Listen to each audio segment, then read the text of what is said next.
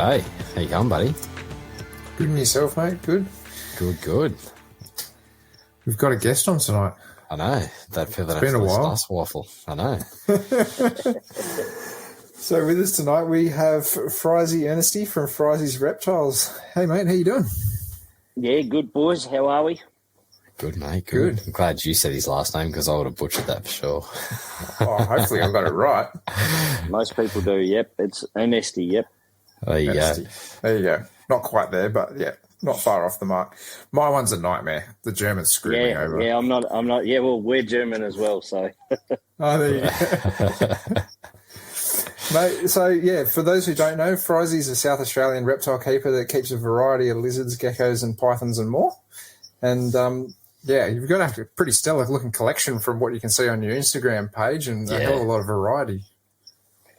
Yeah, I probably started getting. I've always had variety. It's probably been my Achilles heel in the long run because a big variety doesn't mean you do fantastic with everything. But I've been fairly consistent with most things, so I'm pretty happy about that. And then, you get a species and you sit on it for a couple of years, you do well with it. And I kind of get like an itch where I have to, get something else. I'm just one of these people that, I like new things like everybody else. Yep. So I just make room and something different comes along. And it's like a new little project to work out how to get it to go. I think that's half the fun half the time, though. Yeah, for sure. Oh, and trialing new setups for new species and things like that. It's just like a whole new adventure, essentially. Yep. Yeah, most definitely. It's it becomes expensive, recycling different reptiles over and over and over, especially when the caging has to change every time. Yeah. 100%. That's for sure. And most of us have wives that will contest to every time the cage changed. Didn't you have a cage like that? Oh, that's a new cage? No, it's not, I swear. Same one you seen last week. Yeah, it just looks a bit different, I swear. There's nothing new in this, I swear. Worse is when your wife walks into the room and goes, "Is that a new lizard? I haven't seen that one here before. That looks different to the others." No, it's been here for 6 months. You just haven't seen it. It's definitely when you work with the morphs, it's even harder because the new ones are nice and shiny and flashy, and they don't look like the old ones. Yeah, they do. So I'm lucky. Most of the leaf tails can't look the same to the untrained eye. So yeah, stick to grey lizards. Jason's a shocker at it. Last time I went to his place, he was like, "Oh, she doesn't know about this one. She doesn't know about that one." So, okay. She comes in here all the time and just looks at things. That's new. That's new. I'm like, no. That adult had a baby and it was as big as an adult. That's right. Exactly. And that's just had babies. What are the odds? Winning. Yeah, exactly. Doing really well at breeding these things. Yeah. Yeah. So, Fryzie, why don't you give us a bit of a rundown of what actually got you started in keeping reptiles in the beginning? So I was lucky enough that my dad, when he was younger, he kept a lot of reptiles as a kid. It was like his passion. There was growing up in a small town on the Eyre Peninsula, there wasn't really much he could do besides go out bush. So he went out and had a heap of reptiles as a kid before all the laws and the permits and all that shit come into place, back in the day. He had a heap of budgies and all sorts, and he put a goanna, he caught a sand goanna and put it in and ate all his budgies one day. And he was devo because he used to love his budgies as much as he loved his reptiles. But yeah, it wasn't smart putting a decent sized sandy in a cage where budgies are all, close to the ground and can't get out. Yeah. But yeah, my dad used to take me out bush as a kid, and we used to go out and catch lizards every other day, move sleepies off the road, blue tongues off the road, and bearded dragons. And pretty common where I live, like really common. So I spent, as a kid, that was sort of my apprenticeship, so to speak. Yeah. We all did the wrong thing. We went and caught a bunch of lizards, brought them home, did what we had to do when we were very young, and we didn't know what the laws were. But when I was 9, I bred my first pair of shinglebacks. And from that moment on, it just took off. Like after I bred the shinglebacks, someone told me, because they found out that I bred them in the town that I lived in, and told me that you need a license and all that. And then, we basically had to do it all properly because we weren't aware of the laws and whatnot, because we never sort of crossed that territory once upon a time. But yeah, we got a permit and we did it properly and started doing it right. And I saved every ounce of pocket money, and I was buying like eastern water dragons, one fortnight. And then, when I had enough money, I'd go and buy blotched blue tongues. Like the pet shop that I had used to get like 4 or 5 lizards in once a month, at the end of the month. Yep. And, back in the day, it would have just been some random breeder's animals, that he just didn't want anymore. He just didn't want to feed the babies. And then, they'd end up at my pet shop. And, back then you used to put them on lay-by, and, I'd bring home something new every couple of weeks. And most of my stuff back then was kept outside. I had a shock and run with blotched blue tongues and the cold weather where I live. Back in the day, you didn't really realise that you had to keep them high and dry. I've lost quite a few over the years when I was younger and learning, but there was no real literature around it either. Occasionally you get a book and you'd be able to read a book, and I got every reptile book from the library. I did everything I could possibly do, and I just started honing my knowledge, and then I reached out to people in my town that were like mentors to me, and they had cool shit back then, and it just grew from there. I managed to get most of their cool shit, and then, I become bigger and bigger and bigger. And when I sort of moved out of home, it got even worse. It seems to be the way. Yeah, like it got like literally I'd spend all my money on reptiles and not worry about food. I'd be eating 2-minute noodles because I just bought a shiny new snake. Yep. That sounds familiar. Yeah, very familiar. Yeah, so and then we all did that transition of and then you get half decent employment, and you can start actually looking after these animals a lot better with quality captive care, not just captive care. Yeah. And then I sort of changed my whole I wanted to produce every species of reptile for as long as I could live, thinking it was going to never run out, and the drive was never going to run out. But, the reality of when you have 300 reptiles, burnout's a real thing, and it comes around pretty quick when you're breeding a lot of them. And, I did it with most species. I mass-produced a whole bunch of stuff, and I kind of just got to a point where I was like, it became a full-time job, and I needed a bit of a break. Yeah. So I swindled off some of my stuff. I just weeded out what I didn't need and kept a smaller collection, and found that I really started to enjoy the small collection because I gave my animals better care.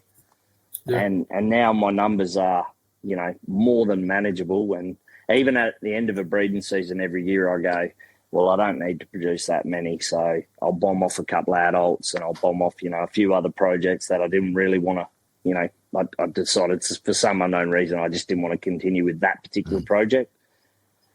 Now I've got it down to, a very manageable number, but they are all very stunning animals. And, I've kind of picked the best of everything I've got and bred that, and then kept the best back. And, I am where I am today.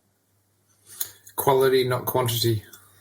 And it's also quality captive care. Like I'm at a point in my life now where I don't need to produce 700 bearded dragons, to be the best or anything like that. To me, it makes no sense, Yeah. Now it's just, I do produce quite a few Anatoresia, but you're doing that to keep the best ones back, to line breed the better animals, and then to keep going with that particular mutation. Because I work mainly with morphs in the Anatoresia and the blue-tongued skinks and the carpet pythons. So everything else is sort of just run-of-the-mill.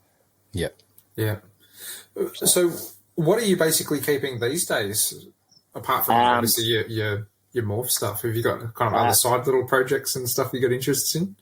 Yeah, so I keep Kimberley rock monitors. I keep Varanus brevicorda, so brevies, short-tail monitor. They are just the coolest goanna.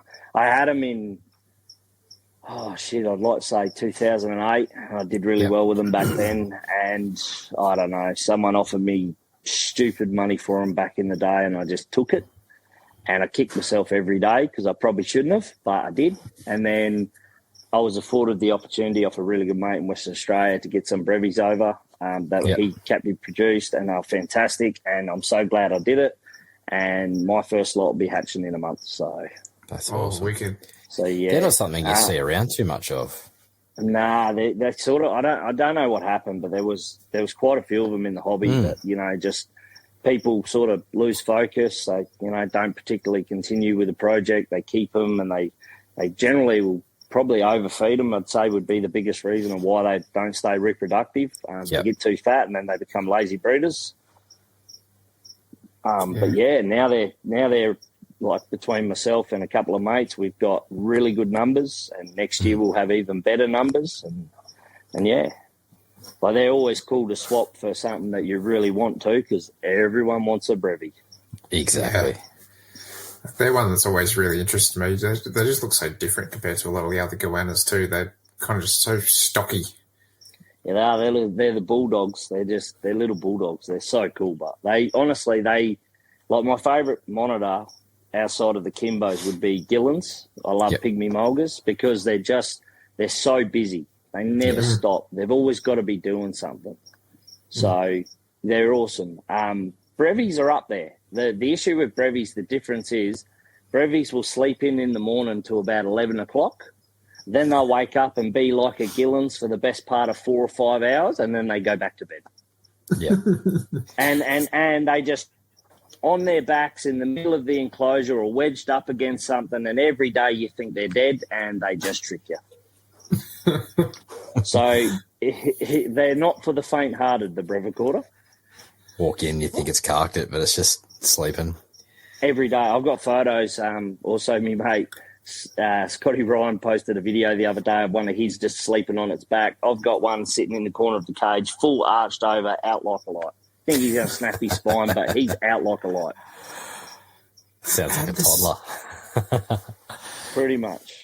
Some animals are so weird. I used to find that with my Woma pythons heaps. They'd be like rolled on their sides or something like that and sleeping on their sides. They were one that I used to get kind of like a bit of a heart attack at. Yep. I used to get that with my Gillans. Always like that. Yeah, Gillans will sleep with one claw hooked in the mesh. I think he's hung himself, You're like, how are you going to get down? Yeah. And it's funny because you're watching them and they just like look at you. They wake up and then they just release their foot and drop to the bottom of the cage. Yeah, I've always seen that. Actually, I saw one the other day. It was in here in this tank next to me, and it was one back foot in the mesh hanging down, and it watched a cockroach run across the bottom of the ground and just went bang like a little ninja and just dropped down straight on top of it. Yeah, I was like, that was pretty wicked to see that. Hunt with stealth. Yep. Yeah, it's incredible. You'd think it would hurt. Yeah, well, that's 9 times out of 10 we think this stuff hurts our reptiles, and if you ever see a goanna in the wild, especially a Gillans, it'll drop out of a tree 2-3 meters tall. I've seen bearded dragons do it. They just drop out of trees and just go. Yeah. So and that's a decent fall. That's like the roof of your house to the ground. That's right. Off they go. Like my boys will do it from the top of this 1200 enclosure to dive on a cricket or something. And it's only 1200. So you can imagine in the wild they'd be doing it from even higher again. So yeah, most definitely. Yeah. Well, we watched a Panoptes. Yeah, Panoptes jump out of a tree that, it was probably at least 5-6 meters in the air or something like that, and just frog slash straight out of it. Yep. That was, tough things. Tough bloody things. Yeah, most definitely. I also keep, I've got a couple of Amiae. They're just a bit of fun. They're in a naturalistic enclosure. I used to keep them in tubs. I pretty much went away from tub keeping for 90% of my collection, besides Anateresia, because you just can't keep those buggers in. Like, they just get out of everything. Yeah. Every time you give an Anateresia a cage, it'll find a way out. If you want to test any cage, put a Stimson's in it for a week. Are you talking just hatchies, or are you talking like actual adults and stuff as well? No, the adults are all in proper tubs, because every time I put them in a cage, they get out. And when you've got a lot of them, you just don't want them getting out. You usually find them somewhere where they're not supposed to be, like last year. And I put it in a nice display enclosure and thought this would be great. It's a really pretty wheat bell stimmy, and found her under the fridge 3 days later. Like up in where the compressor was. And I was like, inside. Fuck's sake. Yeah, and she was covered in shit too. And I was just like, oh. So they will test your patience. I'll have to get locks for my cages. I'm about to try to move some of my 3 ants. I want to put them into cages. Now that makes me nervous. Well, I'm going to just tell you right now, seal every gap. Yeah. That is the only way. And here's the thing. I've got one in particular, one Stimmy in particular, and she's Houdini. She gets out of everything, right? She pushed out of that gap on a V35. She pushed out of that gap. I went in the shed, and she was half out, and that gap would have been probably 3 to 4 mil. And she used her body weight to wedge the tub. And she's a big snake. She's a metre Stimmy. And I was like, I can't pull the tub, and I can't shut the tub. So I had to sit there for an hour and watch her get out of the cage, basically. Right in front of my eyes. Wow. So, yeah, you just have to be careful with the gaps for the Anatharisia. That's all I'm going to say. Yeah, fair enough. That sounds good. So you said that you do mainly kind of cage setups. Are you talking like melamine cages or PVC, or what do you got? So I've got a couple of Reptile 1 cages, and I've got a couple of like big URS display enclosures. Yep. But I'm actually, most of my caging is obviously I've got old melamine cages as well, but I'm just upgrading everything to form ply cages.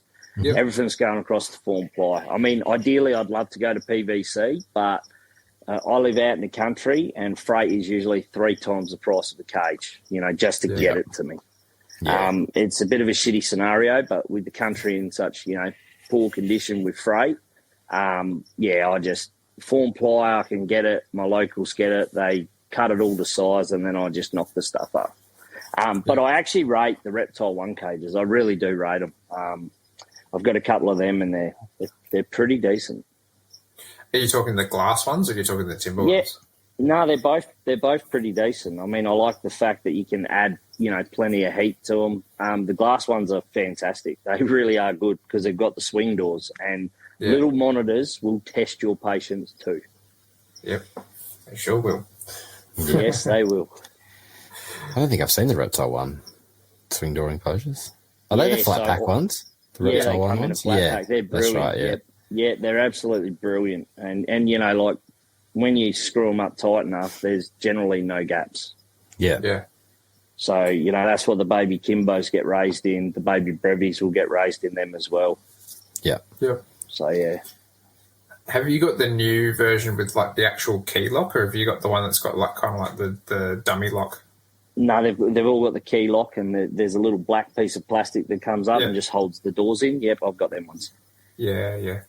I used to have trouble with some of the ones at work. I think they were the older style that kind of had, like, their own sort of key. It wasn't like an actual key as such.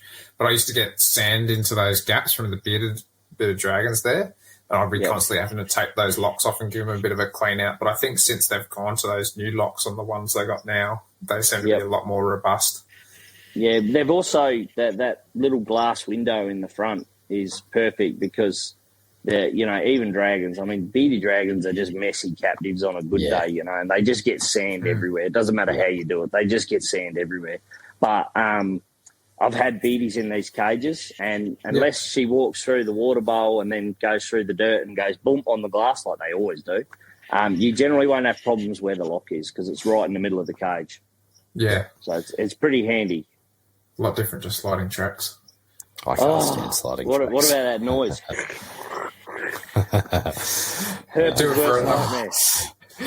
Do it for enough time too, and your glass gets shorter. It grinds down. Yep, sure does. But I actually don't mind form ply. Like, I've had a few people message me going, why the hell are you using form ply for enclosures? But it's just so sturdy. It is. And that would have been my option if I didn't get these PVCs. Would have been form ply for sure. Yeah. Yep. Well, those PVC cages behind you. Yep. I would 100% go to Anatharisia for them. Yeah. Because most of the PVC cages have that recess where the door goes in, the plastic door. Yeah. That would be perfect because they a strong Anatharisia would probably be able to try push the hinges a little bit, and they do test it. But I would go to that as a display cage and then just use those little Chinese UVA fittings. UVA, UVB ones, because I actually find they're actually really decent. They throw out plenty of heat too. Yeah. You're talking about like the little halogens? Yeah, they're excellent little globes. But because you're only heating something small for an Anatharisia, you're not going to give a massive amount of room. Otherwise, they hide. You put a nice Anatharisia in a nice cage and then you won't see it for 3 weeks like most. Yeah. Well, it's like you think about where they come from. Pretty much. Yeah. I'm a big fan of those little globes, actually. Quite often I'll order a whole bunch of them just for heat lights. Little 25 waters, I think I get. The real tiny ones. But, like, for mine... they're the ones. Same ones. I've got them in this tank right next to me on the ground with some gallons in it. And, for little lizards and things like that, they're perfect because it just creates such a narrow, hot beam. Yeah. Wouldn't do it with a big lizard. But, little tiny things, perfect. Yeah, well, 9 times out of 10, if you run one of them and then you've got a decent UV, like when I breed a lot of bearded dragons or a handful, I run the T5s across the front of 2 tubs and then use them at the back of the tub. Yeah, and that's plenty, to get them going. That's plenty of heat. The reptile room sits at 29 every day anyway, so it's pretty warm. Yeah. Yeah, I've been getting alerts every morning. Like I get an alert sent to my phone once it hits 28. This room gets to about 28 by about 10:30 or something at the moment. So yeah, mine gets pretty warm. I mean, it was 36 here today, and it was pretty bloody warm. Yeah, we haven't hit that yet. I was sweating outside at 24. No, it's pretty warm. So, what actually attracted you to keeping morph reptiles? So I used to keep a lot of the Nephurus. So for a lot of years, I was a knobtail gecko. Like they're my favourite gecko. Is Asper. That's my favourite, hands down. And I used to keep a lot of Nephurus, and it was like, I just wanted to make every species, and I had decent numbers, and I just enjoyed it. And then the thing that got me into it was there was a guy in New South Wales that produced the jelly bean Levis.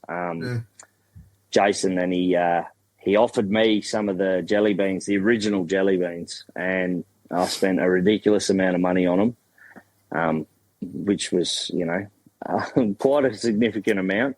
And I went back and bought more towards the end of the season, and then I grew them up, and it just amazed me that you could get, a reptile from the wild that, vigorously patterned, and then you could get one that had nothing. I was just like, holy shit. And they were pretty specimens too. The jelly beans were like beautiful. Like they were like stunning geckos. So it that's probably where it, pricked my love for morphs. And then, I was always hoping there was another type of morph with, one of the Nephurus, but there was like pink amia and, a lot of the just stuff that was colour coming phases out was just, it was just colour phases. Yeah, it was just colour phases. And people were just, putting 2 colour phases together to throw lighter animals and darker animals. And, nobody actually, but nobody really honed it. Like there was pink salmon amia for a while there. I think I've seen like 2 generations, and they disappeared. Yeah. And then after all these years, none of we didn't throw many morphs, but the Americans had the albinos and that of the Pilbrensis, and then they popped up in Australia, and then I was just like, holy shit, that was like my my bucket list gecko. Yeah.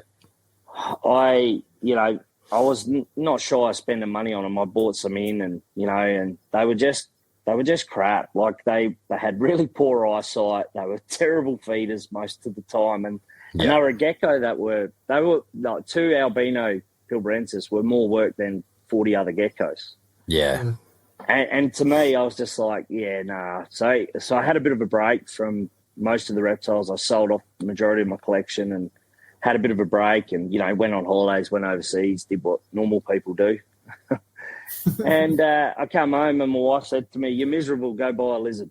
So I was like, righto. Sounds like a good wife. That's all I needed. That's all I needed. She said, go and buy a lizard. I thought she said, go and buy 100 lizards. So, so I started going, new acquisitions, weekly new cages. I rebuilt everything. I went again, and And this time I went into blue tongue morphs, and I hit up Joe Ball in Queensland and started buying like albinos, hypers, hit up Roger Kramer, started buying like platinums and all these blue tongues. And I was just fascinated with the genetics, and I was fascinated with what you could put to what to make stuff. And so I've been doing them ever since. I do them pretty much every year consistently. I have had a couple of, pretty slow years where I didn't pair as many because, everyone just throws shit to the wall and hope it sticks. With blueies, they will undo you pretty darn quick.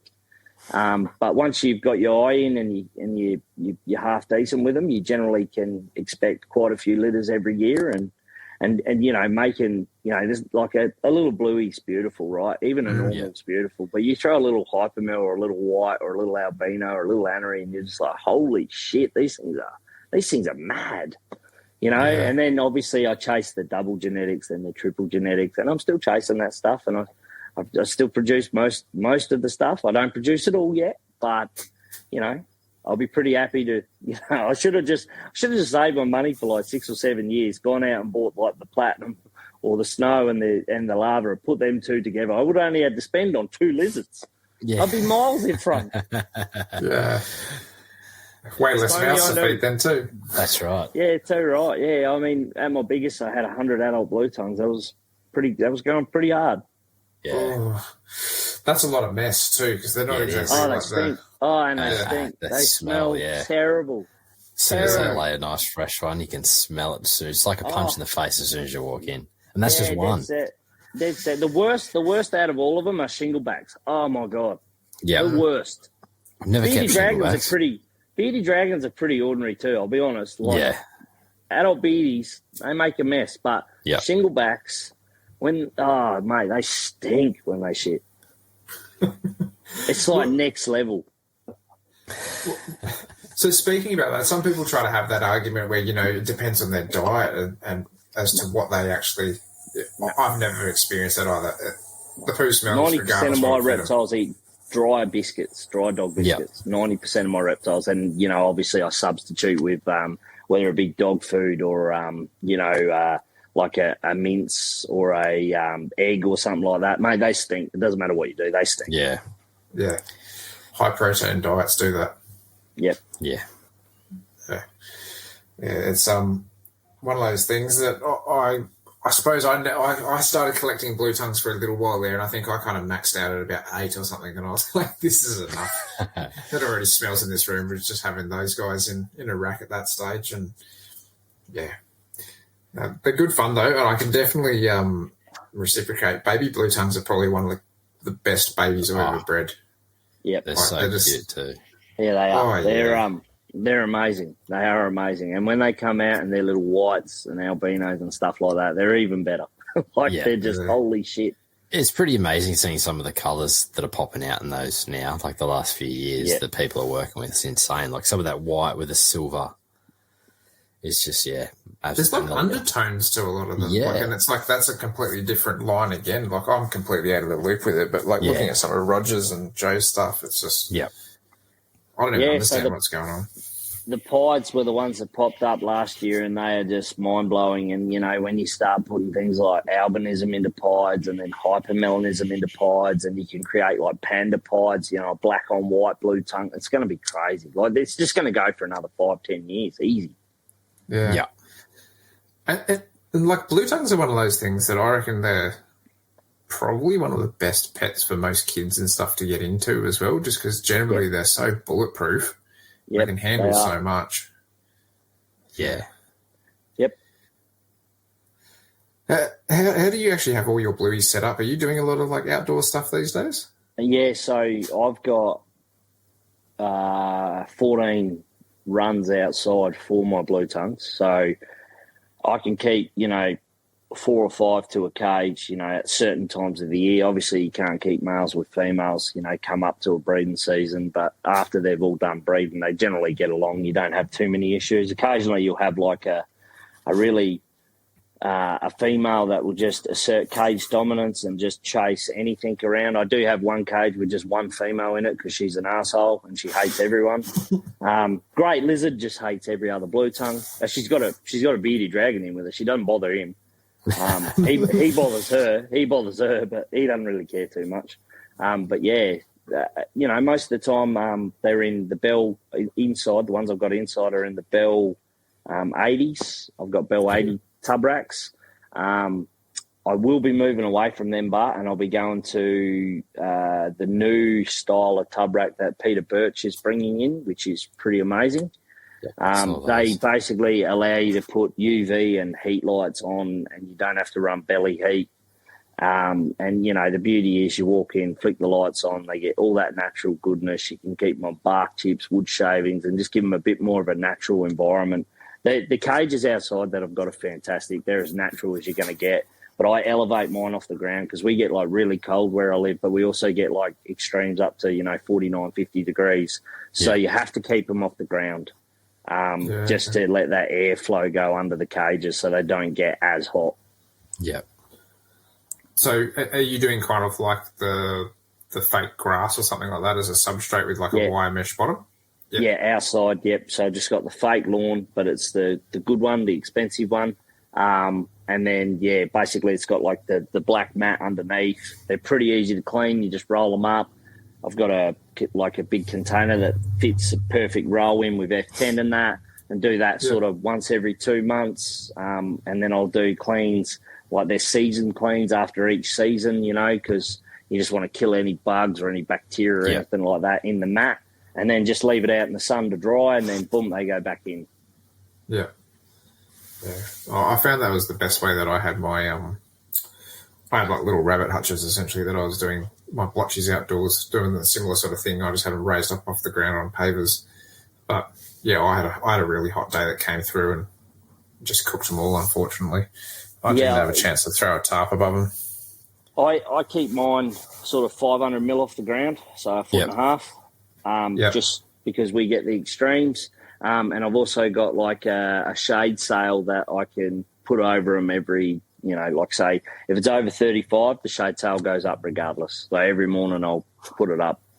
Yeah. Yeah. So I just don't run the risk of not being able to provide that. I do get caught out every now and then when you're at work and you get a 36-degree day and you're just like, oh, shit. Because it wasn't forecast to be that warm, but it just happens. Gets that warm. Yeah. Yeah. I do get caught out, but generally early in the season they can handle, a couple of really hot days, as long as there's a cool day that follows or a couple of cool days that follow. Yeah. Yeah. Bloody good animals, blueies. Yeah, they are. They're awesome. Speaking of good animals, Nephris amie. That's probably one of my – it probably is my favourite nocturnal gecko actually. Especially after seeing them in the wild. How do you like working with them? Yeah, I love them. I love them. I'll never be in a position where I'm not working with a rough knobtail. I've been trying to get Chie back for quite a while now. I actually enjoy the Chie more than the Amie because they're probably a little bit more robust than an Amie. I love them. They're awesome. I set them up in naturalistic cages. Usually have a nocturnal light in there just for my own viewing when I want to go out and watch them. And I set I've got a Grid Connect camera and I set that up on them. And I probably spend way too many hours watching the Grid Connect and not watching the show that my wife wants me to watch. That sounds better to me. But we do all right. It's like, and my Amie get a varied diet as well, so I'll leave the front porch light on and catch moths and just shark them in. And the food response of a critter with wings for a gecko like that, it's like they've won the lottery. They just don't stop. They hunt them down. They're fast little buggers too. They are. And I feed my staff really big stuff. If the moth's as big as its head, it's in there. Go for it.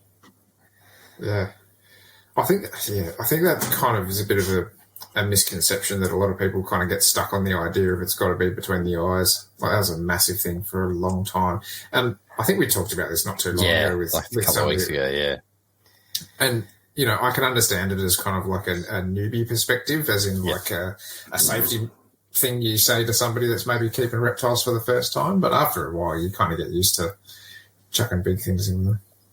Yeah, most definitely. And adult I've seen adult bearded dragons. So certain times of the year we get these big rain moths, and they're like the size of the palm of your hand. They're massive, and like my dragons love them, my breeders, and I'll chuck them one rain moth, and it'll take it 30 minutes to eat it, but they don't let it go. Yeah. They take that long, but they do not let it go. Yeah. It's like they can see the reward at the end of the tunnel. You know, that's right. Like, this is going to cost me a bit of energy now, but the energy that I'm going to gain from this is worth it. Yeah, and they don't eat after. They have one big meal and then they won't eat for a week. I found it on most of my reptiles. You know, a lot of people, consistently feed their reptiles. I'm not one of them people. I feed my reptiles when I think they need food. I space my reptiles out, 3 to 5 days sometimes. Because in the wild, they would have 5 shit days where they don't get to eat. The temperatures aren't warm enough that they can digest, and they don't get to eat. I mean, the common thing in captivity is cricket or something. Yeah, that's right. But the common thing in captivity, especially with like bearded dragons, is people just overfeed the shit out of their animals. Yeah, they just keep feeding them. You see some of the pictures from the US and stuff like that of those bearded dragons sitting on someone's hand, and it's just they're so obese. Like I've seen some Australian breeders that think they're pretty good with their bearded dragons, and their dragons are 600-700 grams, and they're just fat messes, mate. They're just like I live in a place where bearded dragons are on every fence post, right? And I've never seen a dragon in my life over 350 grams or 400 grams if it's not gravid. I have never seen it. Yeah. I've seen big individuals, mate, but they are thin. Yeah. Yeah, there's a difference. Yeah, that's right. And even you look at what some of the wild snakes get around, you see all that muscle tone, everything. Whereas you look at a lot of the captive stuff and they're just, way too big. Yep, for sure. But in saying that, those snakes also aren't getting clutches out every season as well. So, no, that's true. It's all trade-offs, right? Exactly. Yep. Exactly. When my green python came off that clutch of eggs, I was like, fuck, you look like death. I was like, I've killed her. Like, she was as thin as a rope. But now, give her a year off and she's back to where she was. You just got to try to make that right sort of call. Yeah. But realistically, snakes should look that bad after a clutch. They should. I mean, we put them in an environment which is perfect, for digestion, generally hygiene, and also an unlimited tap food. Yeah, where we just keep throwing it at them. So, it would probably contribute to, a lot of good reasons, but also a handful of bad ones as well. It's like the perfect storm. The minute the temp goes on a cage, boom, your snake's got RI or it's got an underlying health issue. So captivity is, I feel that the hobby's moving in a better direction than where it was 10 years ago. Yeah, definitely. Yeah. Yeah. Definitely. 100%. Kimberley rock monitors, like they're one that's very near and dear to me, and I find myself staring at my cage very, very often. How are you finding keeping those guys? Oh, I fucking love them. I love them. There is not...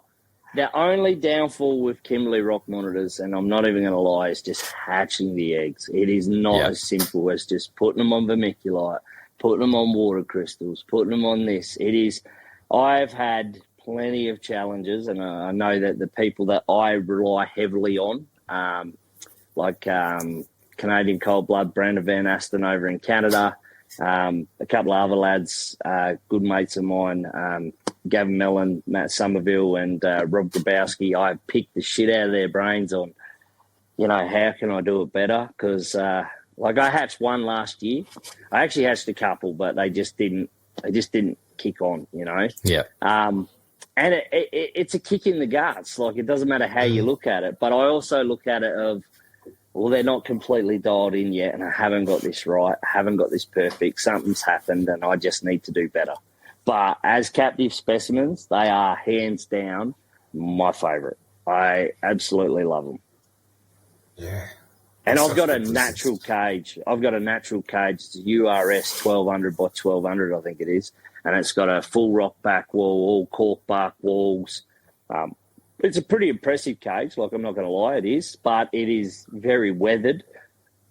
and seasoned, and it probably needs either a facelift. But my issue is if I pull something off the back of it, I'm worried that the whole back end's going to cave in on it. Yeah. Because they don't, like those cages are great, but they don't weather high and low temperatures so well over so many years. Is that the, yep.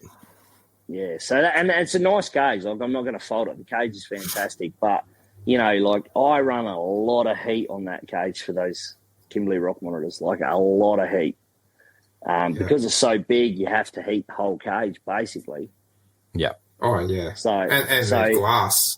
Yeah, and it's glass as well, so you lose a lot of heat. Yep, most definitely. And Woodies find a way behind the background, and now the Kimbos have found a way behind the background, and I'm just like, I used to worry about it, but I'm like, you know what? You got in there, you can get out. Yeah, that's right. Yeah. I don't even worry anymore. Well, it's always a heart attack when you put a fake background in or something like that. Like my Mangrove monitor, I screwed that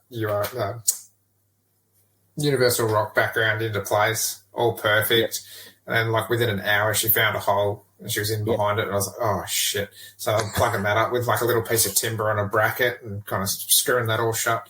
Even the other day, she got into the top of it. And I was just like, yeah, same deal. You got in, you can get out. Yep.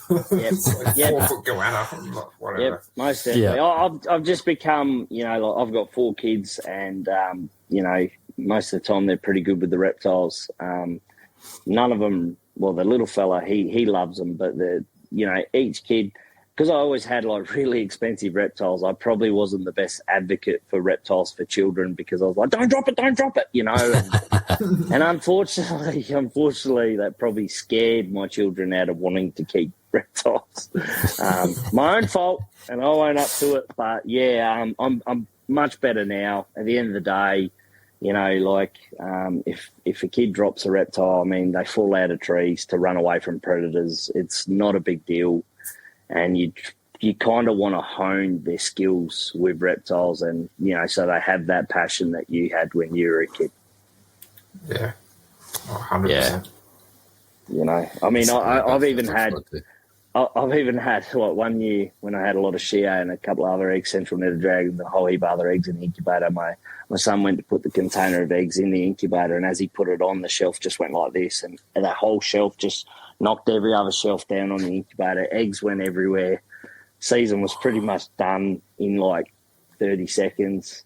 But, you can't get mad because you knew you had to put a screw in that shelf and you never did it. Never did it. Yeah. You never did it. Well, I'll tell you right now, mate, you could knock my incubator with a truck and it won't fall over, I promise you.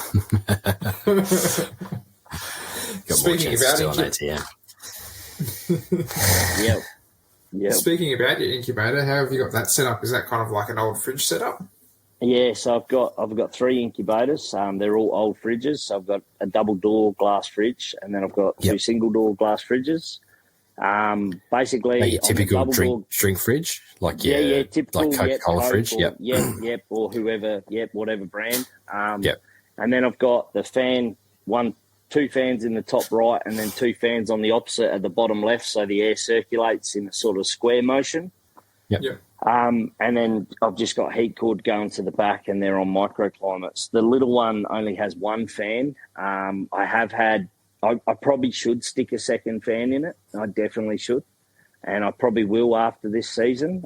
But there's eggs in there and they're going all right. But I just noticed that when that one starts to get hot on the really warm days, because there's not as much air moving around, it just spikes in temperature. Yeah. Whereas the one with the 4 fans is 100 times better. And the backup incubator is just a little chook hatcher as well, which is if dire straits happen, I can just plug that in and put them in there. Yeah. And that's hatched heaps of cool shit too, that little chook incubator. Have you got them set at different temperatures, or are you kind of using the same temperature for most species? Yep. Nah, all my monitors are done at 29 in the other incubator, and then all my pythons are done at 31 degrees, basically. Yep. Bearded dragons, everything else goes at 31 pretty much. Yep. So your rough knobtails, they 31 as well? Yeah, I just chuck them in at 31, else, mate. They usually hatch out in about 54 to 60 days, and they come out pretty fiery, ready to go. And I actually keep the young amia in tubs because they're just easier to manage while they're little. They are.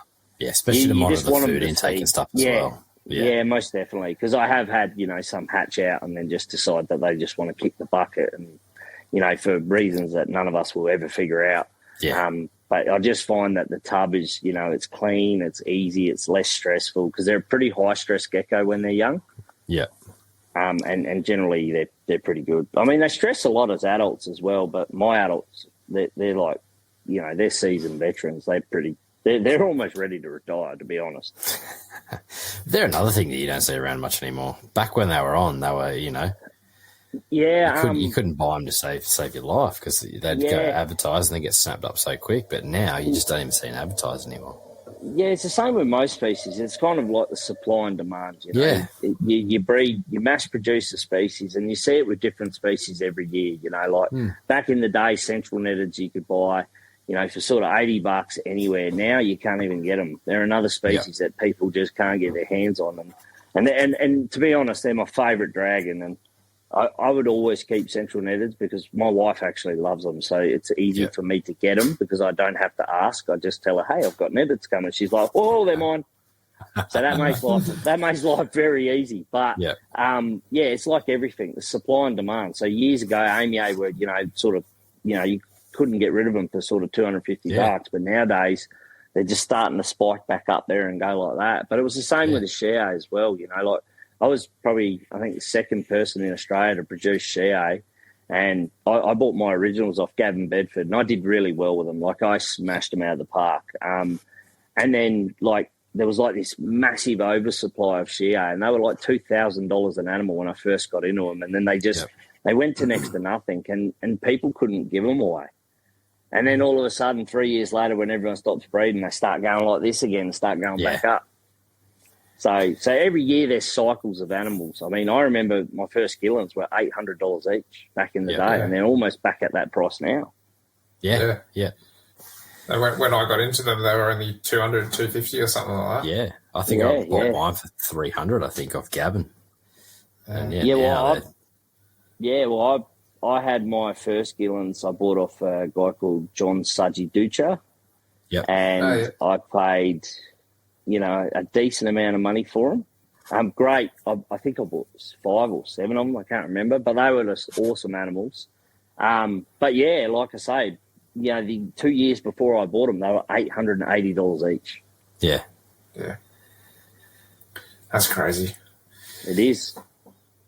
But, if people, like anything, supply and demand, and if somebody loves it, they're going to pay it. Oh, 100%. 100%. And you'll find that, what a lot of people don't realise is, I used to be on the APS forums years and years ago, and my username on there was Levis04, and I used to, if I had to sell a gecko, I'd just upload 10 pictures of the gecko a week before I decided to sell that particular species. And then everyone would be like, oh, chuck me on the wait list, chuck me on the wait list. And then I'd put the ad live and bang, they'd go in 5 minutes. So, smart marketing goes a long way too. Yeah. Mm. Yep. Good old APS. Yep. The old shit fight forum. Yeah. Oh, yeah. It's still going, but I haven't been on there for a while. But it's a bit different this day and age than it was back then. Yeah, nah. Well, back then, everyone wanted to punch on. It was pretty full. Yeah, every single bloody thread turned into an argument. It did. It didn't matter what it was. It didn't matter what it was. Oh, I found this in the wild. You took it. Oh, check out this. Oh, you don't feed it that. Yeah, it's pretty crazy. Yeah. People could be arguing the exact same point, but arguing with each other, and they're arguing the same point. Yeah, it was pretty funny. Yeah. All of that still happens. It just happens on Facebook. Yeah, that's right. Yeah. Yeah, I don't do Facebook. I can't do Facebook. I just can't do it. It's just too much drama. Oh, yeah. So you engage in it. Shinglebacks are like another mainstay at your places as well. And we're kind of talking about supply and demand. Do you reckon that they're one of those things that kind of falls into that pitfall of not being able to have big litters, so there's always a demand there for it? No way, because I always have shingles. They're like my pets. I don't even care if I don't breed shingles because they're just like the tractor of the lizard world. They just do whatever they want whenever they want. I don't really fuss too much. I've kept a lot of shingles inside, over the years. Now they're all outside. I do bring them in winter. I don't have to, but I just choose to, just so that they don't get any little sniffles or anything like that. They're completely fine outside. I've left them outside year after year. They're fine. But I like, because I'm attached to them, I like to bring them in. I like to just really look after them. I like them to have a really mild winter, and then they can go back outside. But yeah, they the supply and demand. Like the thing with shingles is probably the eastern states. There's always a huge demand for them because you guys don't get that many of them. So a shingle here in South Australia, if you look at the classifieds on a weekend, they're about $50 each, and you can pick them up pretty relatively easily from most pet shops. Breeders, and then the breeders are just giving their babies to whoever for whatever they want to get rid of, and then the shops, take the marketing that little step further, and then they go to New South Wales and they're worth a fucking fortune and everyone wants them. But in saying that, they are one of probably the coolest reptiles. They are bomb-proof. If you've killed a shingleback, you're not doing a very good job. Probably shouldn't keep reptiles.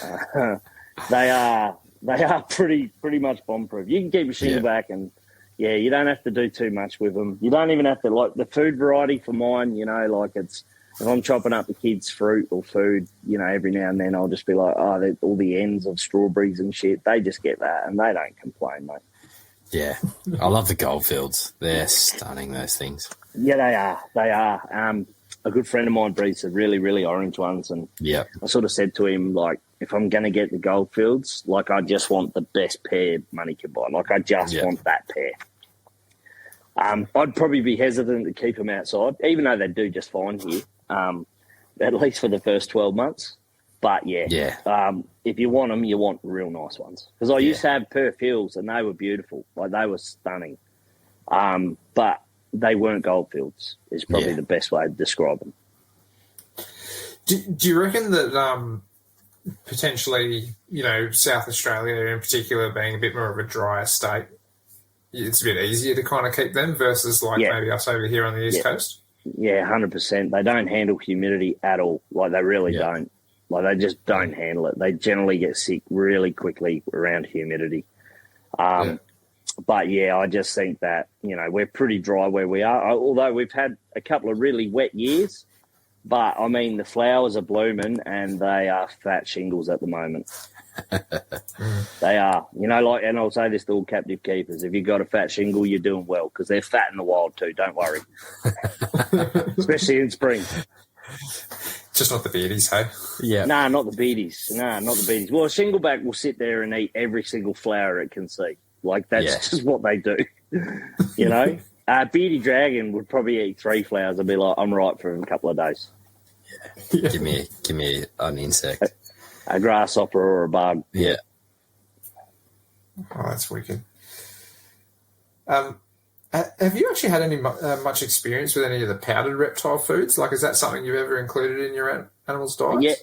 Yeah. So my Roger Kramer actually made a Better Farm loaf with ingredients, and it's become a staple. And even my beardy dragons eat it, and I feed it to my feeders too. Like, they eat it too. So it's just a gel cube mix. It's a quarter of the cost of the commercial brands in the market today. So I think I worked it out. It was like 39 cents a blue tongue to feed, which is pretty cheap when you're running 100 blue tongues.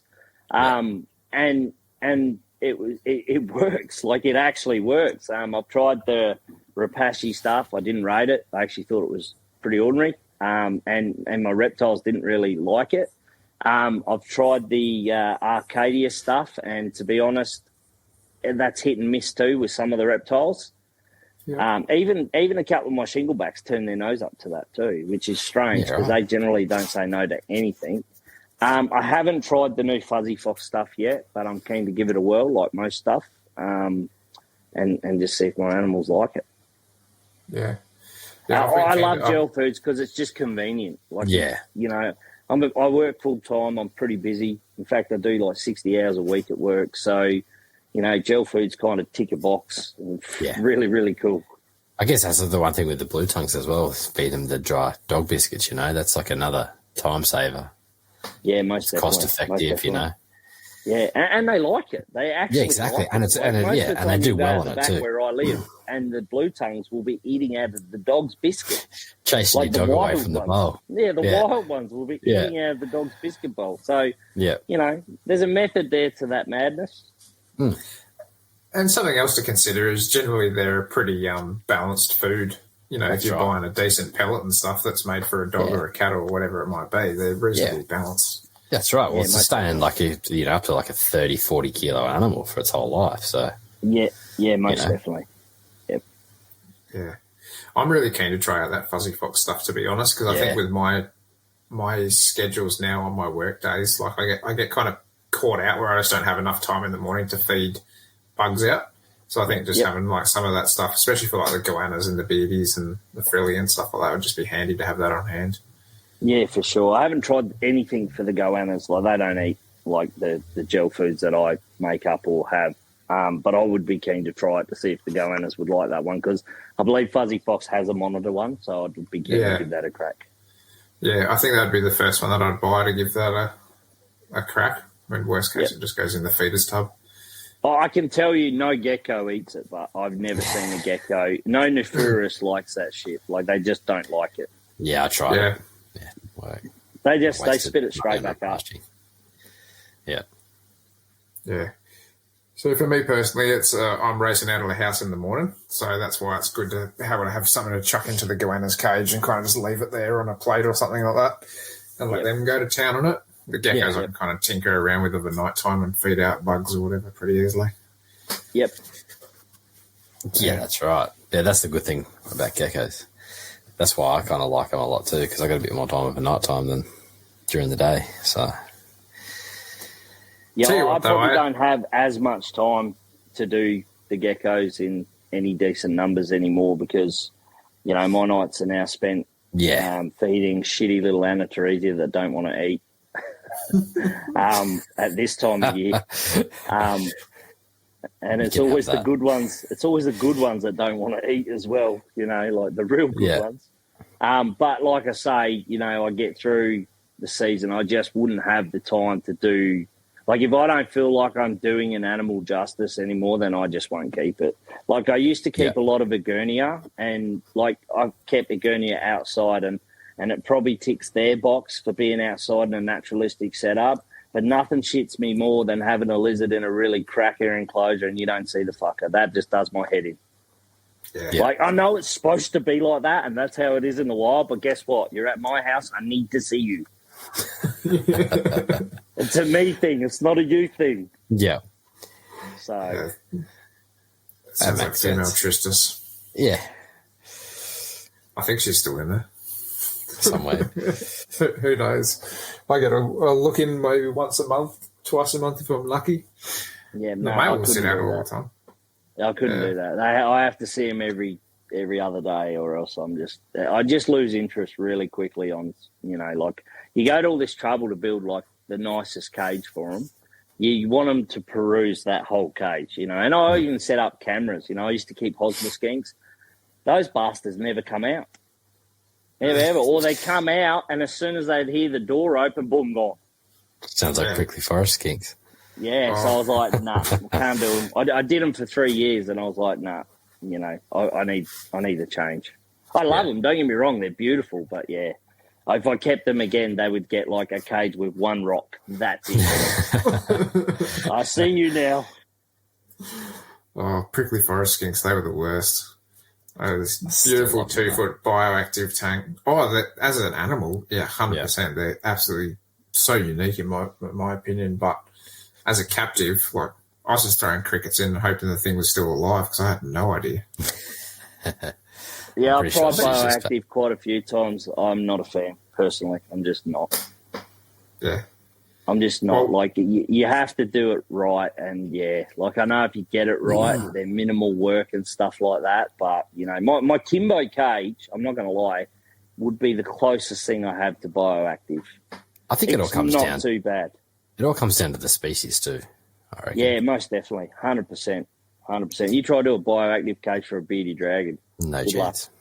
No, the first time I did it, they dug up all the Slater bugs and ate them all the isopods.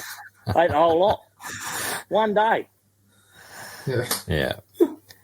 I actually seen the bearded dragon scratching around going, oh, what's that, boom? Yeah. Yeah. Yeah, I think it all comes down to species and, if you're blaring it with like 40-odd degree heat, it's not going to do too well. But it just dries out too quick. That's right. Yeah. Exactly. Yeah, I think I've moved away from most of my bioactive stuff. I've got a few tanks that are bio, but having everything bio was just a nightmare. I was constantly fixing something. Yes, 100%. So for your feeder bugs and stuff, like as far as like woodies and crickets and stuff go, do you actually breed your own, or do you have your own woody colonies and stuff going? I did. Yeah, I generally do. Like, I go hard in the off season with the woodies, and then just feed them off throughout the spring and summer. Like, I generally have enough to get me through. This year, my wife is super generous with my reptiles, and I'm buying them back in at the moment because she feeds them very well. And like I say, the roach colonies 2.0 starting again. And I also get my crickets like on a weekly or fortnightly basis, but I feed most of my reptiles, so 90% of my reptiles basically eat things like grasshoppers, and I basically believe that they are just a more superior, better food for most of your reptiles. Yeah. So which are hard to come by. Yeah. Definitely. I was going to say that's one of those. Yeah, we spoke about it a few times. So something I've been working on in the background is I'm now self-sufficient with the grasshoppers that I keep and feed my animals. So I am looking to expand and let other people in on grasshoppers and hopefully put a new feeder into the market. But we'll see how that goes. I'm a little bit away from it, but it is in the pipe, and I'm pretty excited about it because there's not many people doing it, if anyone. It has been a pretty treacherous 18 months trying to get them to go, but it's all paying off now, and I'm hoping to, sort of get them to the market probably early next year. Yep, that's so the good. plan. Yeah, it'll be good. Yeah, definitely. Because me and Lucas spoke about that heaps of times about grasshoppers and even locusts and this and that. As a substitute to your crickets, your woodies. 100%. And where I live in outback South Australia, it's really dry. And, every year after the big rains coming into spring, you just get plague proportions of like locusts and grasshoppers. Yeah. And they are just out of control. And then that's the only time you'll see bearded dragons carry weight. Yeah. For that month. For that month, you'll see them. They'll just punch out as many clutches as they can in the wild for that month. Yeah. I'm really excited about that because I've been feeding off a few grasshoppers out of those exoteric grasshoppers you get in a tin or whatever. Yeah, the ones that stink. Yep, I know the ones. Yeah. And, if I was a lizard that likes a live food, I don't want a stinky dead grasshopper shoved in my face. Yeah. I'd rather the live wriggling thing. Yep, for sure. Yeah. For sure. And you know what? Like, woodies stink. Crickets are repulsive. Yeah. Mm-hmm. Grasshoppers don't smell. Yeah, right. At all. Oh, that's awesome. 0. That's awesome. Yeah. If my house has been closed up for too long without a cracked window, this place, I have to come in here and open everything up. I'm like, freaking wood roaches. Yeah. Or I start coughing. Woodies stink. Just got my woodies today to start my colony. Is that wood roaches? It looked like a chip packet. Oh, it's in a postage satchel. They literally came today. Is that from Nash? Yeah, yep. Yeah. So I'll be setting that up once we get off here. Yep. Yeah, it's trial and error with the wood roaches. Well, it's a love-hate relationship for me with the wood roaches. Yeah, I love them because they're convenient. I just hate them. I hate them.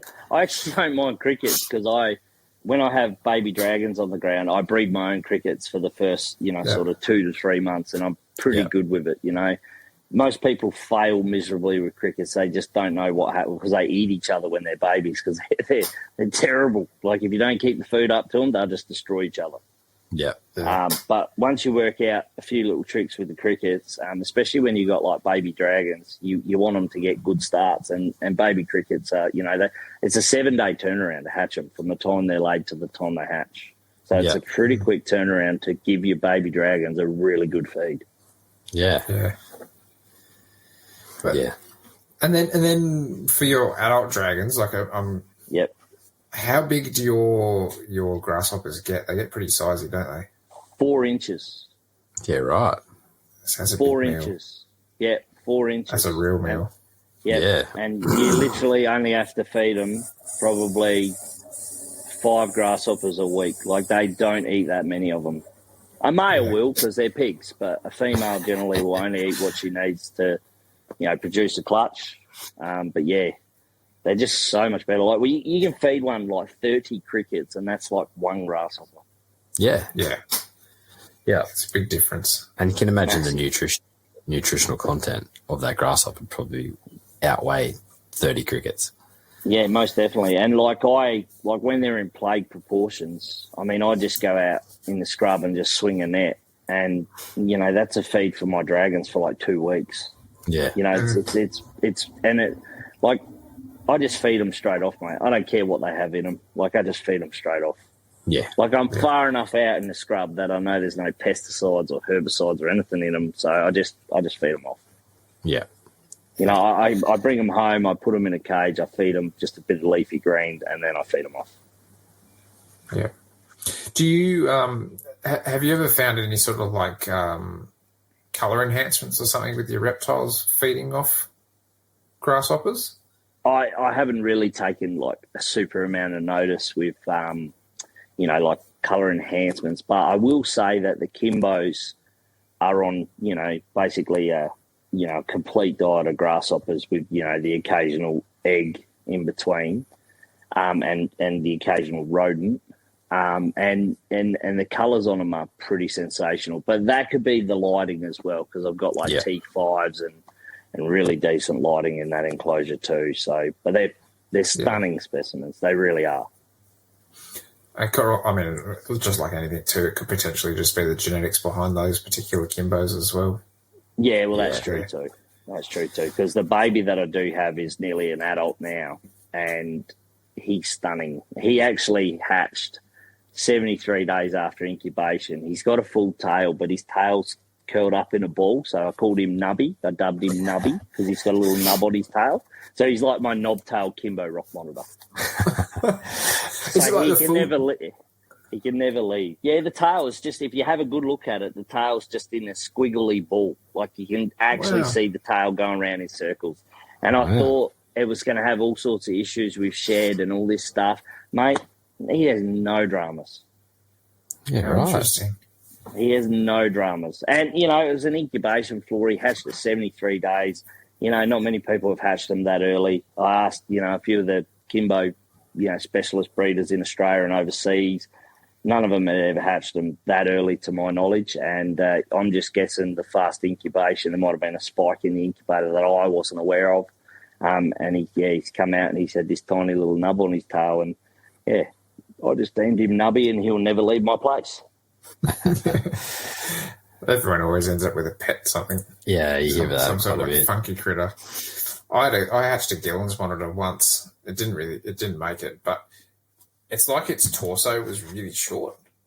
Yep. Like its front legs were almost touching its back legs. It just didn't have much in between it. But it kicked on for a few months, so it wasn't just like it was like it could eat, it could poo, it could do all that sort of stuff. But yeah, he ended up dying, unfortunately, through the way. But yeah, interesting. I'm pretty ruthless when it comes to making that decision on an animal for its quality of life, because I don't believe animals should suffer. But I mean, if you look at a bearded dragon that has a nip tail or a nip toe, it has zero effect on its quality of life. and I'm just looking at this nub on the end of the Kimbo's tail and going, well, it doesn't even matter if it's a breeder because I know for a fact it wouldn't be genetic because of the way that it's bald. And I just thought, well, you know what? I could have, had it extracted on the tail and, just be a short-tailed Kimbo rock monitor. But you know what? He does all right. He does pretty good. So I'll just let him go. Yeah, happy days. Yeah, some of it, yeah. Do you actually breed your own rats and mice as well for your pythons? Nah, not at all. Can't do rodents. Cannot do them. Cannot and will not do rodents. I am one of these people that I'm happy. Like, I just go, right, 2 marble babies or 2 albino carpet babies will pay for this month's or this quarter's food, and I'm happy. I almost offset 1 clutch a year to pay for the rodent bill for the whole year because, it's just 1 extra pairing because I just cannot handle the smell of vermin. In fact, recently my breeder was going away and he asked me to look after his stuff and, mate, just can't do it. Yeah. Yeah, they do have that smell about them. They stink. Yeah, it takes a pretty special person to breed rodents, and I applaud you and thank you for being those people for this hobby. That's what I'll say. Yeah. And not my cup of tea. Yeah, I used to breed rats for pets before I was into reptiles. I didn't mind doing a few litters and stuff here and there, but when you talk about those guys that are like mass producing to supply, kudos to them. There's just so much work involved in that too. It is. Well, even your feeders. People don't realise this, but, like really good breeders have really good feeders and they breed their feeders as well as they breed their reptiles. And then, like realistically, I'll say to someone, if you want to breed reptiles and you want to go half decent of them, try run a roach colony for 3 years before you even buy a reptile. And if you do really good, you're going to make it. You're going to make it. Yeah. Yeah, no, I definitely can't do them. They don't bother me in any way, shape, or form, but there's just something about that smell. They stink. They stink. And then they attract blowflies and all sorts of other flies, and it's just, the feed. You can't feed them wet food. My woodies exclusively live off powder. That's it. I don't give them nothing else, just powder. Really? That's it. Yep, just powder, mate. Just various powders. That's all they get. They get nothing else. So and they zero moisture. They don't smell. Yep, zero. And, if I'm feeling generous, they might get a carrot once in a blue moon. But I want to make sure that when I put that carrot in there, there's nothing left. Otherwise, it goes mouldy in the bottom of the tub, and then you start all that process of, I think that was one of my biggest flaws for ages is I was putting like a whole carrot into like a 60-litre tub of wood roaches.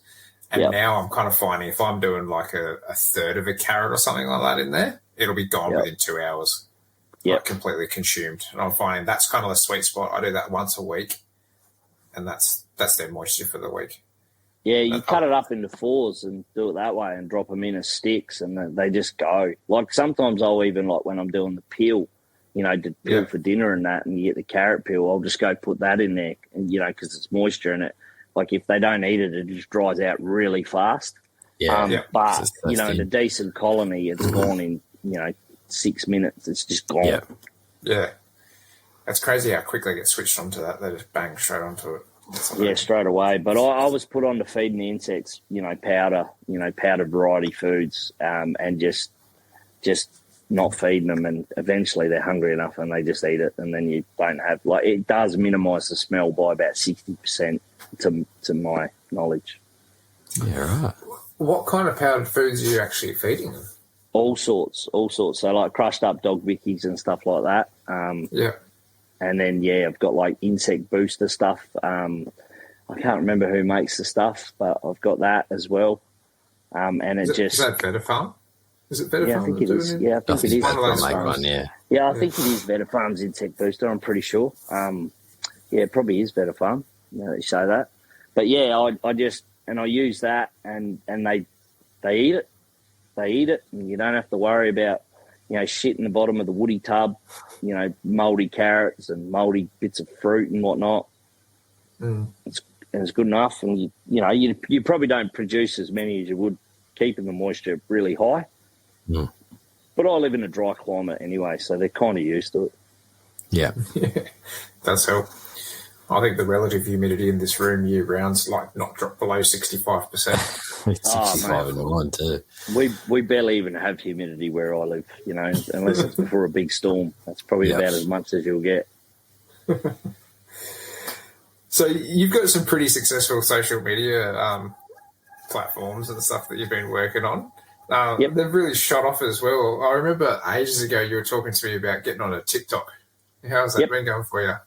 Yeah, it's going pretty good. I think I've got 14,500 followers on TikTok as well. Yeah. And I go live on there and showcase the reptiles, and, you know, I've got a pretty loyal following and support group there. And, you know, like some people have never kept a reptile in their life. Some people have fears of reptile and just come in to watch, you know, like the hands-on experience with reptiles. You educate in a different audience, I'll say, which is fairly good, and it's a monetized platform as well. So people think you do a good job, they can send you gifts and stuff like that, and it actually is pretty good. It's not too shabby.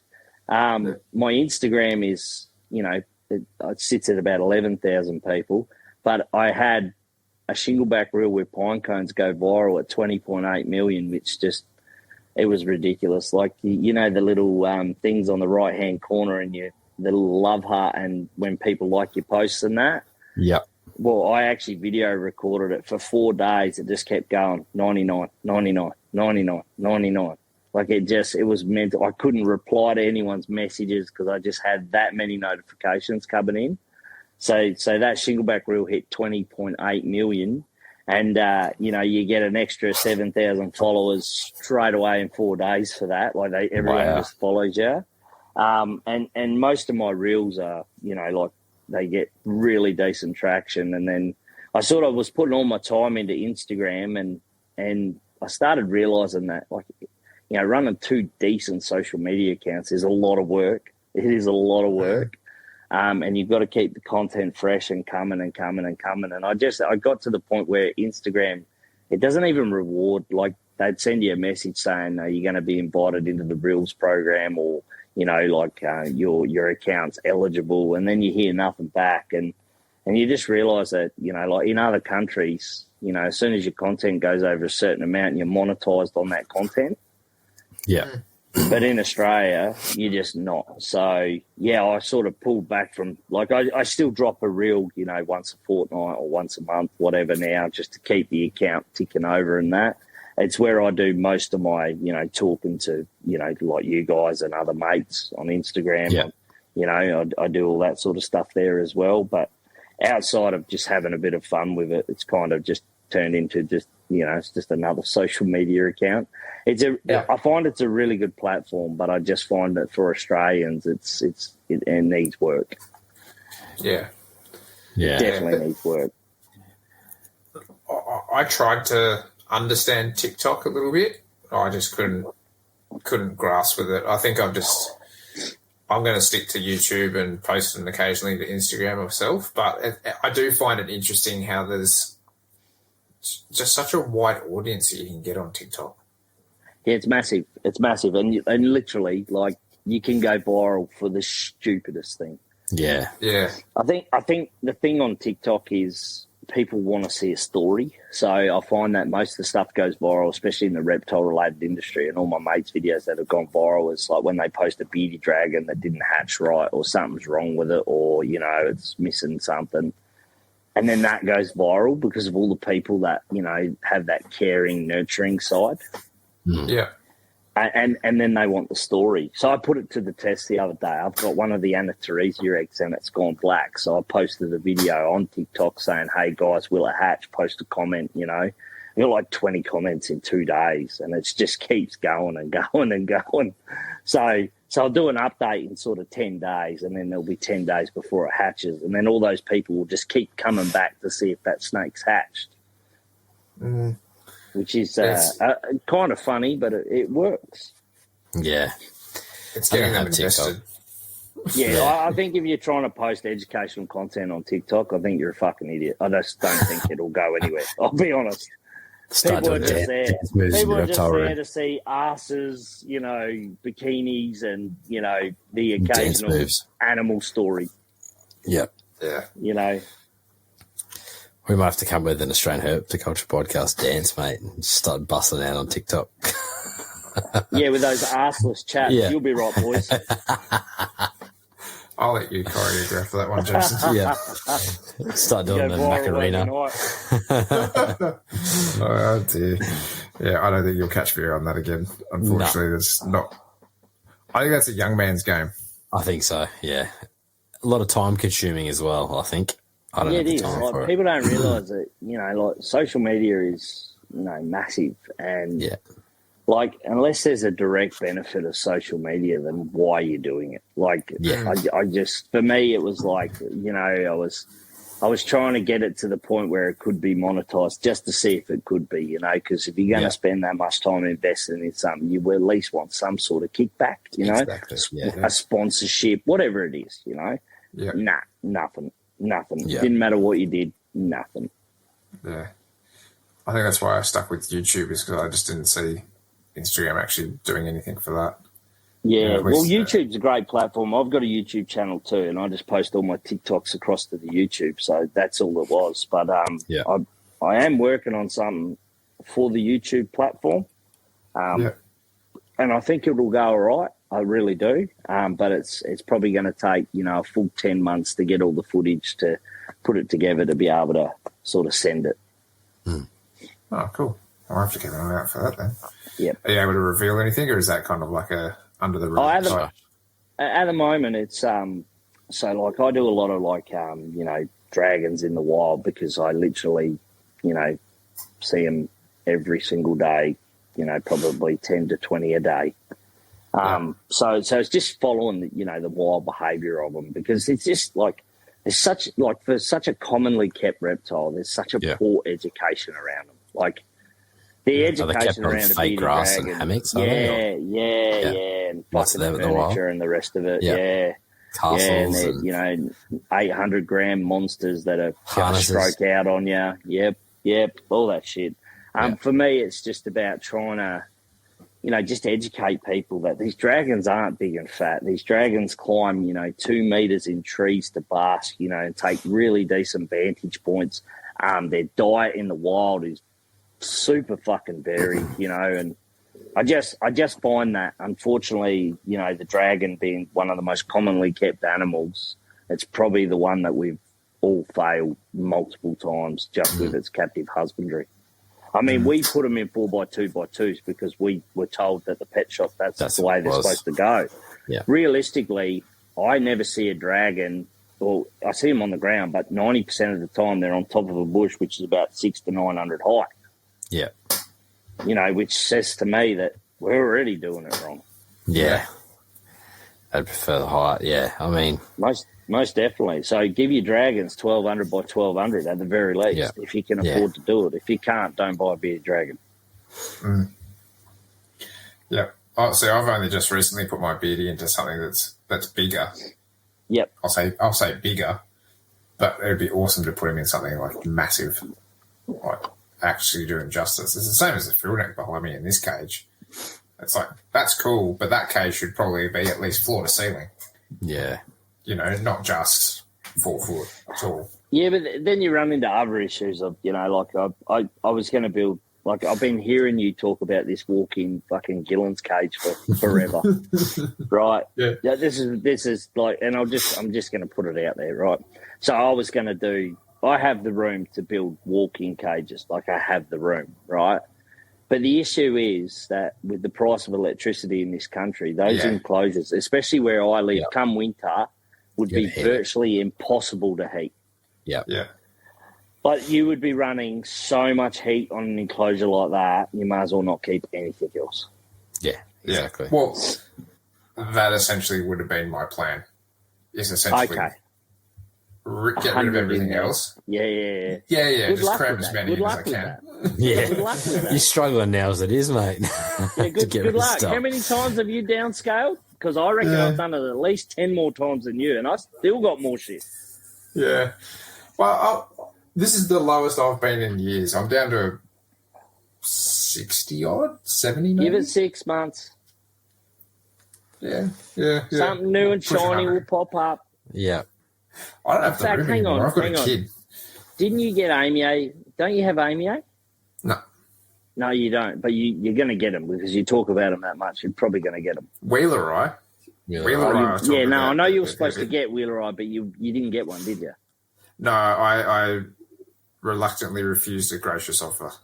Oh, okay. Because I don't have the space. So yeah, okay. Well, there's something in a herper, right? Like you don't have the space right now, but as soon as there's an empty closure, it's like, oh, I've got this space. Yeah. It's funny, right? Because I've got to a stage of my life where I probably have more empty enclosures than I do full, right? Now. And I don't need to race out and fill them. I genuinely don't, right? But when that something cool, new and shiny pops up, like, the latest one is Varanus Arrhenius. I'm seeing, so many photos of them floating around. Someone I know has captive bred them on legal take from the wild permits. They will be hitting the market probably next year. And I'm just like, do I? And it starts again. Yeah. It starts again. I think that happens with everyone, though, doesn't it? Yeah, 100%. 100%. But like I say, when you can get to a stage of life where you've got, quite a few empty enclosures and you don't feel the need to race out, because we all did it. We just were like behind you, Jay, so 4 empty enclosures. They should be filled by Friday. As a young kid, I would have filled them already, mate. Yeah. I would have filled them already. In fact, I probably would have bought the reptile before they were filled. I did. I just need to finish these and they will be filled. There you go. Let's put it that way. They are filled. Yeah, there you go. But like I say, it's good to get to the point of life where you don't need to keep fucking everything and anything. Yeah. And plus, I've bred, a number of species of reptile over the last, 20 odd years. So that kind of helps because, like, you'll get a species, and you might breed them by luck, or they might be that animal that takes you to the end of your, to try and get it to go. Yeah. But once you've done it multiple times, you're like, righto, what's next? Yeah, and that's the same too. Like sometimes you might really want this species, and then until you get it and work with, like, it's not actually for me, and then you move on. 100%. And then it might pop there's again no crime in that. No, 100%. And you don't know until you work with it. And then you're like, it doesn't really tick the boxes for me. So you move it on. Then if it pops up again, you're like, no, I'm not into that. It's not my thing. So, Yep. I'm at the stage of life now where I get offered more reptile swaps or trades from mates now than I ever have. And it's cool shit too, like it's really cool shit. And I just say no. Yeah. The old me would have had 300 cages ready to go, but no, I just don't feel the need to do that anymore. I was even like with the Anatharisia. Yeah, well, it's even with the Anatharisia as well. I think when you have a break from the hobby and then you get back in, you sort of adjust your, what do I want to do? What do I want to achieve? Where do I want to go with this? And it's even with the Anatharisia, I jumped in because they're all shiny and new, and I always had wheat belt stimmies. Like I fucking love them things. I always had them, and I had crackers. And then I started seeing all these marbles and albinos and all this crazy shit. And I went and bought it all because I just couldn't help myself. And now I've got like pairs of all of them, and I'm just like, what do I do now? Like I really like the white marble complex, and I really like the yellow marble. Yeah, and I love the yellow marble complex. But outside of that, I don't like the dark ones. And they all have their place for the certain people, and that's fine. But I'm at a stage of life now where I held back 7 of my best last year and the year before, and they're all going to become my breeders. So then my breeding stock will go, and I'll start with these new ones because they're much better than my original stock. And then I'll just, how many generations do I want to go with this particular species? Like, do I want to keep doing them? I mean, I like them because they're relatively cheap to feed. Anatharisia, they're relatively cheap to feed. Like, you have a big old carpet, and with the price of rats in this country at the moment, like I've got 5 adult carpets out there or 6 adult carpets out there, and I'm like, holy shit, these things are heaps. Yeah. You know, like they eat heaps. And, you know, I cycle most of my carpets every year as well, and I have a crack at breeding them, and I've been pretty good with most of them. And then this year I just had a shocker. Like, can you get that? People don't realise that, you know, reptiles won't consistently breed for you every single year. You will have shit years, you know, it does happen. Yeah. You know, sometimes it's not even you. Sometimes the seasons just don't line up. You know, it's not your fault. You know, most people just roll their sleeves up and go again. But I'm at the stage of life where I'm like, well, what am I going again for? Am I going again for me, or am I going again, you know, because I just want to do it? What's going on here, you know? And I sort of come to the realisation the other day that, you know, I've been doing carpet pythons, you know, for 15, 20 years, and I just don't feel the need to do them anymore. Like, I'm at that point where, you know, like you've always got to have someone to come in and clean them when you're not here and feed them and do all that sort of stuff. And a big carpet can be a handful to some people. Yeah. Yeah, it's definitely a bit more of a challenge for most. Like, my father-in-law quite often would look after my stuff if I was, you know, on a holiday or whatever. And, yeah, he was always a bit more nervous around, like, the big diamonds and stuff like that. Whereas, most definitely. Little children's python, he's happy to still open the tub and fill up the water bowl and do all that sort of stuff. Yep.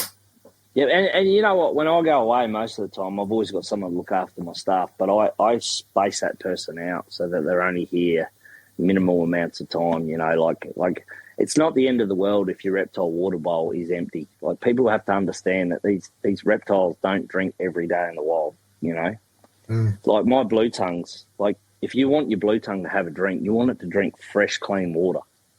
You know. So I don't fill up my blue tongue's water every single day. I just don't. I do it every second day so that when I know I fill it up, they just come and have a drink. And they get clean, fresh water. I mean, that's the key. Yeah. Yeah, 100%. Well, this has been a killer chat, guys. Do you have anything else that you want to touch on at all, Fryzie? No, I'm pretty good, man. Like a huge fan of the podcast. Love what both of you are doing. Think that the hobby's going in the right direction for what it needs to be. I think that, you know, it's not about volume anymore. For so many years, it was just about volume. Yeah. How many can I produce? How many can I produce? And I think people are starting to wisen up. I actually think, you know, with the price of power and reptile food at the moment, it's probably making a lot smarter herpers than it did, you know, 10, 15 years ago now in the area we were in, because, you know, electricity was relatively cheap. You know, food was really cheap. Yeah. And yeah, I think it's making better keepers going forward for sure. Yeah, definitely. Yeah, 100%. Yeah, there's no way I could fit any more cages in here and heat them. That's for sure. Yeah. Yeah, well, that's the other thing too. I mean, my reptile room is sort of 9 metres by 6 metres, you know, so it's pretty sizable. Yeah. And it's just a purely dedicated reptile room. There's nothing else in there except for a bag of golf clubs, which probably have cobwebs on them. But like I say, I built that, you know, with the intention to just make that my reptile room. And it was probably the best thing I ever did. And it's allowed me the freedom to breed as many species as I've bred and to work with as many species as I've worked with. And I've kind of got to the point now where, you know, like, you know, everyone races out and gets all these crazy animals. And I'm kind of at the point now where I'm like, well, what do I want now? Like, what do I actually want? And in life, I want a challenge. That's what I want. I actually want a challenge. So I want a reptile that's going to challenge me and push me to that, you know, like where you have to think for the reptile. Well, what would you do differently? How would you do that? Yeah. You know, because some of these reptiles, you know, it doesn't matter what you do. Like you could make the massive change and have no effect, and then you make the tiny little subtle change and boom, you get a clutch feed. Yeah. Find that trigger. I think that's half the joy, you know. Yeah, most definitely. And like I say, you know, my advice to new reptile keepers coming in is get yourself a small group of people and get a mentor, and keep your circle small. Keep it small. Yeah. You know, keep your circle small, because, you know, there's a lot of, you know, great people in this hobby that, you know, have steered it in the direction that we are today. And I'm very thankful for a lot of people that I've dealt with over the years. I mean, I had mentors when I was a kid growing up, and it was fantastic. And some of them are still in the hobby today. Not a lot of them are, but majority, some of them are. But, you know, in saying that, the education I got off them was probably better than any book was going to give me, because it was actual real life practical keeping. Yeah. And I'll say this to anyone, like, I get that many messages, especially off a social media platform. Like, I'm happy to answer most people's questions. Like, if you've got an issue with a reptile and you, like, you know, it's caging or whatever it is, just, like, I help that many people. It's not funny. Oh, that's awesome. Yeah. That is great. Definitely. All right, mate. Well, thank you so much for coming on and having a chat to us. Did you want to just touch on any of the social media that you do have? Obviously, TikTok and Instagram, they're your main two. Yeah, so it's the same handle, Fryzie Reptiles, TikTok and Instagram. And like I say, you know, go give us a like, follow, drop a comment. If you want me to follow your reptile account, send me a message. I follow so many people on there, I really do. And I try every week, I do story shares of like photographers and sometimes less known people in the hobby, just to sort of, you know, let's build a better community with a you know, like my platform is everybody's platform, you know, 11,000 people. Generally, you know, like when my story shares get between 100 and 700 people. So 9 times out of 10, you'll get a bunch of new followers from me sharing your story, which I'm happy to do. Also, you know, I give a huge shout out to TJ Reptiles, huge friends of mine, and help me out with a bit of gear every now and then with the Reptile Arcadia stuff, which is pretty awesome. And also my bug supply for the crickets, Shoe Bugs. I'll give them a shout out as well, because they do awesome work and they're just going to do bigger and better things for the reptile hobby with their crickets. And then, stay tuned for Fryzie's Hoppers, people. Yeah, I'm excited for that.